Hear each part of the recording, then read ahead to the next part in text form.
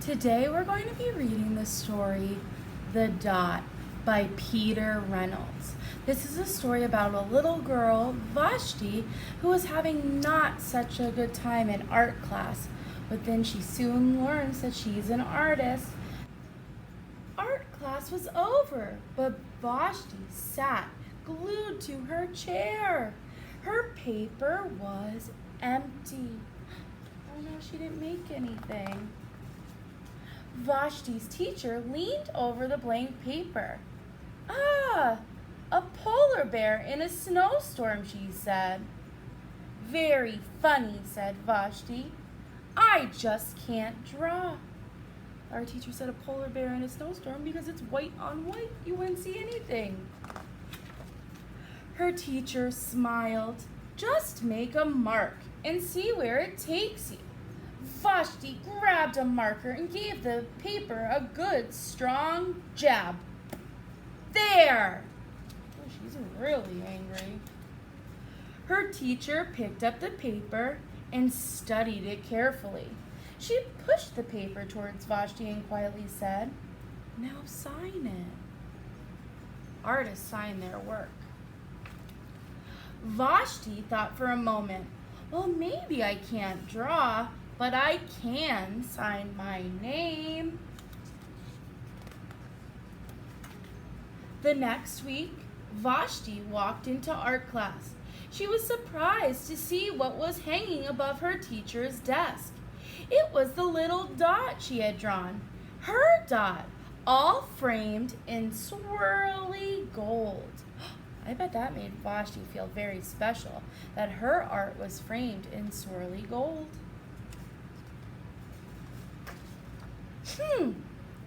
I can make a better dot than that."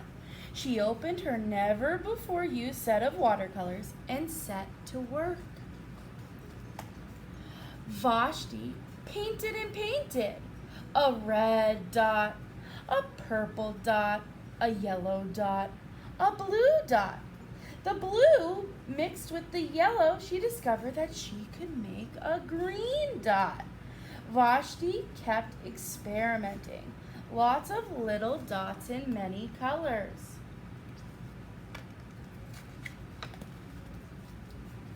"If I can make little dots, I can make big dots too." Vashti splashed her colors with a bigger brush on a bigger paper to make bigger dots. Vashti even made a dot by not painting a dot. Oh, I could see that white dot. That's just plain paper. At the school art show a few weeks later, Vashti's many dots made quite a splash. That's a lot of dots. I like that art exhibit. Vashti noticed a little boy gazing up at her. "You're a really great artist. I wish I could draw," he said. "I bet you can," said Vashti. "Me? Not me. I can't draw a straight line with a ruler." Vashti smiled. She handed the boy a blank sheet of paper. "Show me." The boy's pencil shook as he drew his line. He was very nervous. Vashti stared at the boy's squiggle and then she said, "Please sign it." Vashti made the little boy feel like he was an artist, that his squiggle was great. And that's the end. So today what we're going to do is we're going to make dots, and we're going to add different types of line to our dot.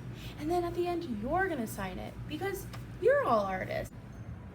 After reading the dot, we're going to make our own dot, and we're going to make it with straight lines. The little boy said, "I can't even draw a straight line with a ruler." So today, when we make our art, we're going to practice drawing straight lines with a ruler. We're going to use crayons. You need a black, a red, a yellow, and blue, a black, and the 3 primary colors. And we're going to get ready to draw our straight lines. If you don't have a ruler, I thought of another great straight edge that you have at home, and that's the side of your reading book. We could use that as our ruler. I'll show you both ways. I provided you circles in your school packet. If you don't have a circle, you can trace one on a piece of paper. And we want to make our circle like Mondrian. Mondrian is a famous artist who made abstract art with vertical lines and horizontal lines and the 3 primary colors. So a vertical line goes straight up and down like this line, and a horizontal line goes side to side like this line. Mondrian's work was abstract, just lines and colors. We're going to make an abstract circle. He didn't always have abstract work. First, he started making things look realistic, like this tree. And then he thought, hey, what if I just make it look like curved lines? It's sort of still like a tree. And then he straightened out his lines and added vertical and horizontal straight lines. Horizontal and vertical straight lines come together to make rectangles and squares. He built his rectangles and squares and tiled them to fill up the page. But the colors were kind of boring, just black and white. So he thought, maybe I'll add the primary colors, red and blue, and don't forget some yellow. So he added the primary colors in these squares. But he thought, everything's kind of similar. Maybe I'll make some like rectangles and leave space. Not outer space, white space. So he put just a little bit of yellow, a lot of bit of white space, a little bit of red, more white space, and a teeny bit of blue. That's the work of Mondrian, what he's most famous for. If you turn your lines, they're diagonal. We don't want diagonal. We want straight up and down, side to side, horizontal and vertical. He made many paintings like this, but he just moved the lines, added more and less, and of course, those primary colors in the spaces, in the rectangles and the squares. And then he got crazy. He added primary color lines and added little teeny tiny boxes, squares of color. And he called this his last work, Broadway Boogie Woogie. It kind of looks like a dance, like jazz music. Let's turn our dot into a Mondrian by adding vertical and horizontal lines in the primary colors. So I'm going to hold my ruler. One hand is holding my ruler straight up and down vertical, and the other hand is going to be used to slide my crayon right next to the ruler. And then I lift it up. I have a vertical line. Now I want to do a horizontal. I'm going to again have one hand holding my ruler, and the other hand is sliding my black crayon next to the ruler. And now I have a horizontal line. I could continue to do this. They don't have to go from the top to the bottom of the circle. Sometimes they could go, if I do another vertical line, from my horizontal down, and I have another vertical line, or they could go from one vertical to another vertical. And there's a horizontal. When we do this, we just don't want to end the line in the middle of nowhere. That kind of doesn't make sense. So if you're doing your line, just make sure that it goes right down to the bottom. So again, it touches. Let me show you how I could use my reading book to make vertical and horizontal lines. So it might be a little bit easier because it stays still. So I'm holding it horizontal and I'm just going to slide my crayon next to it. And then again, I can slide my crayon next to it. And I have lots of squares and rectangles. And we know Mondrian liked the 3 primary colors. Like our primary school, there are first colors, red, yellow, and blue. They are magical. They can make any other color by mixing them.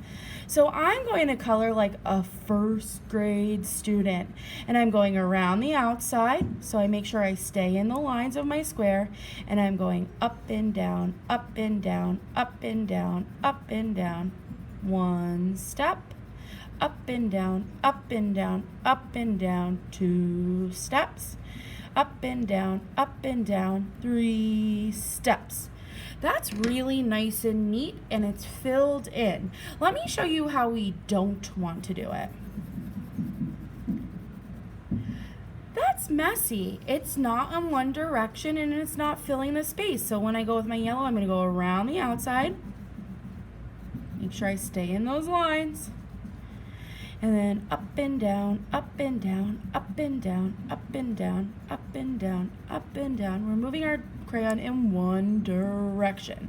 You want to have at least 1 red, 1 yellow, and 1 blue to make this like Mondrians. Again, you go around the outside, and then you start taking steps with your crayon. You want to make it move up and down in one direction. That's 1 step, 2 steps, 3 steps, 4 steps, 5 steps for this rectangle.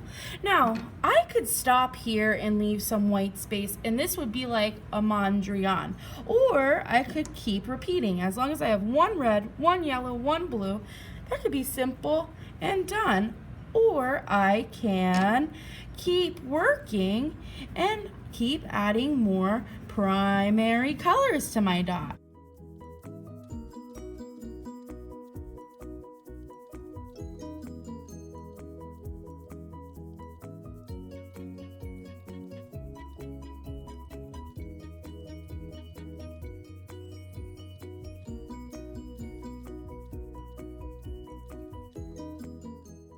And then up and down,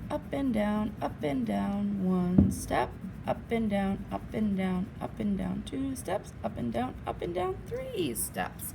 And then once you're done, be like Vashti. Sign your work like an artist. And I'm going to sign my work, Mrs. Davis, right here at the bottom. Now it's your turn to make your dot. Remember to use a black crayon for vertical and horizontal lines in the 3 primary colors. I want to share with you one of my favorite art songs, the 3 Primary Colors song by OK Go. I'm going to play it in the background while you work. I'm going to give you time to work. If you're watching this live with me, I'll use the last few minutes of class for you to show off your work. If you would like to, you can also post your work to Padlet.